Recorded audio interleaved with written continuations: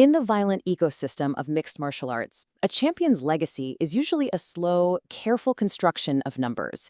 You accumulate title defenses, and you establish a monopoly over a division. But there's a massive difference between protecting a resume and cementing absolute immortality. Welcome to The Explainer. Today we are looking at one of the most chaotic and frustrating deadlocks in the history of MMA. For over a year, the UFC heavyweight division has been completely paralyzed. We're talking about a true hostage situation, a cold war between the consensus greatest fighter to ever touch a pair of 4-ounce gloves, Jon Jones, and the most terrifying evolutionary heavyweight prospect the sport has seen in a decade, Tom Aspinall. We're going to break down the timeline, the staggering stats, and the boardroom brawl that continues to hold this division completely captive. Okay, let's dive right into this because this is the multi-million-dollar question, right? Just as news was breaking that a massive heavyweight unification bout between Jones and the interim champ, Aspinall, was all but a done deal, the entire landscape shifted in the blink of an eye. In June of 2025, Jones just pulled the plug. He suddenly retired from the sport, totally robbing fans of what was arguably the ultimate dream stylistic matchup. So how exactly did it all go down? Well, on June 22nd, 2025, Jon Jones dropped a message on social media that absolutely stunned the MMA world. He officially confirmed the retirement rumors. But behind the scenes, UFC CEO Dana White revealed that Jones had actually called him on a Friday night, right before UFC Baku, simply to say he was done. He was at peace with his incredible run, and he was just walking away. Now, by default, this sudden exit immediately elevated Tom Aspinall to the status of undisputed heavyweight champion. But it left this massive, unfillable void. And this brilliantly illustrates why the MMA world was so devastated by the cancellation. It robbed us of an absolute clash of titans. On one side, you have Jon Jones. His genius lies in his complete mastery of defensive distance geometry. He has 16 title wins, and he is famous for methodically decoding and literally drowning his opponents in the later rounds. And on the other side, Tom Aspinall. An entirely different breed of heavyweight. He operates with lightning-fast blitzes, boasts virtually zero bottom position time, and finishes fights with this terrifying, aggressive, first-round vertical velocity. It was the ultimate what-if, the meticulous GOAT versus the British phenom. To really comprehend the sheer psychological scale of this contrast, just look at Jon Jones' massive total octagon time. 5 hours, 56 minutes, and 48 seconds. Across a legendary 28-1 record and 15 title defenses, Jones has operated as an immovable structural anomaly. He relies on accumulating data, slowly breaking down the cardiorespiratory reserves of these heavyweights and choking out spaces over long, agonizing championship rounds where he just starves them of answers. But, Jon Jones wasn't exactly shaking in his boots at the prospect of this fight. In fact, he publicly dismissed Aspinall's skill set entirely.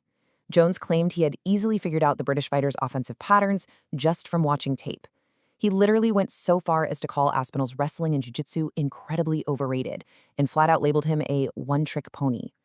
Jones felt that Aspinall's fast-paced, boxing-heavy rushes were just a predictable sequence he could easily solve. But here's the thing, solving Tom Aspinall requires time, which brings us to this absolutely wild statistic, 2 minutes and 10 seconds. That is Tom Aspinall's average fight time, the shortest in the entire history of the UFC.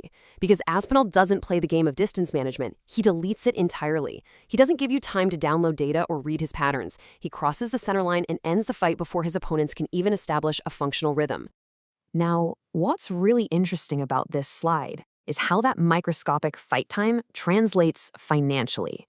Because Aspinall is in and out of the cage so unbelievably fast, his financial efficiency is just staggering. Across just over 18 minutes of total UFC cage time over his first 9 fights, he's earning an estimated 12,230 pounds for every single strike he throws. And for every significant strike he lands, almost 20 grand. It is an astonishingly high yield for such little damage absorbed. Let's break that efficiency down just a bit more, because it's crazy. Across his first 9 UFC appearances, Aspinall only needed to land 159 total strikes to secure 8 early finishes by knockout or submission. He boasts an elite positive striking differential, meaning he's landing way more than he's getting hit, and he spent practically zero time in bottom position. He relies on these slick shoulder feints and lightning-fast shifts to get the job done without taking defensive damage. He is the literal definition of high-impact, low-attrition fighting. Okay, but here is where we have to pivot the narrative.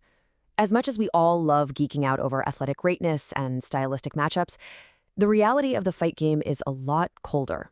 The undisputed roadblock that actually killed this monumental unification fight wasn't fear, and it sure wasn't Styles. It was cold, hard cash.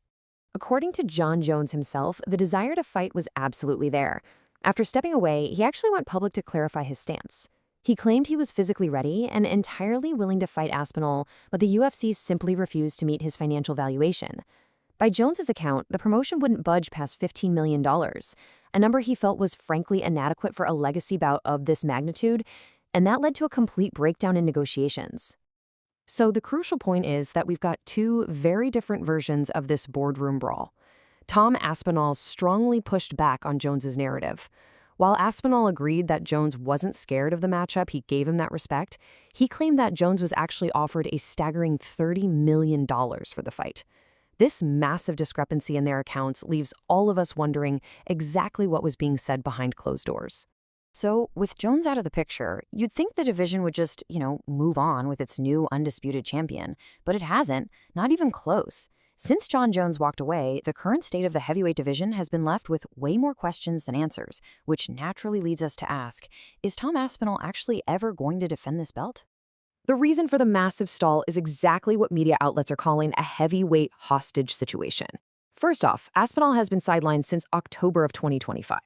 He required double eye surgery after taking a truly gruesome eye poke from Cyril Gane at UFC 321.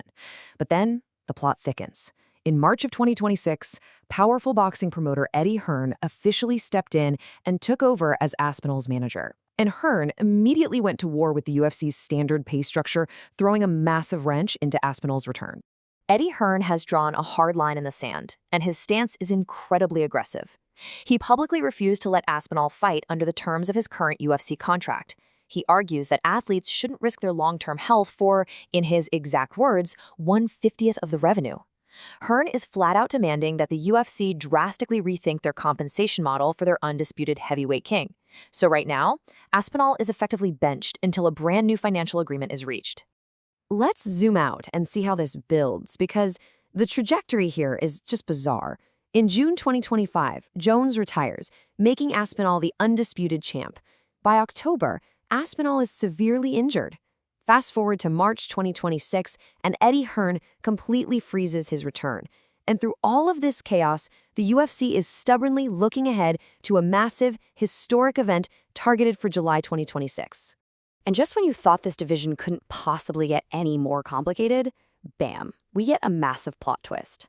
After that brief retirement, Jon Jones has seemingly reconciled with Dana White, cut his retirement short, and officially re-entered the drug testing pool. Yeah, you heard that right. The greatest of all time is actively preparing for an unprecedented UFC comeback. The target for this epic comeback? An incredibly ambitious UFC event planned for the grounds of the White House on July 4th, 2026, to celebrate America's 250th anniversary. Talk about a spectacle, right? Jones has clearly stated his intentions, noting that while he can't make absolute promises, he has a very strong feeling he'll be headlining that historic card. It is quite literally a stage tailor-made for the GOAT. Which leaves us with this final, truly provocative thought. As the undisputed champion, Tom Aspinall sits on the sidelines, locked in a bitter contract dispute orchestrated by Eddie Hearn, Jon Jones is plotting this monumental return. So what's really going on here?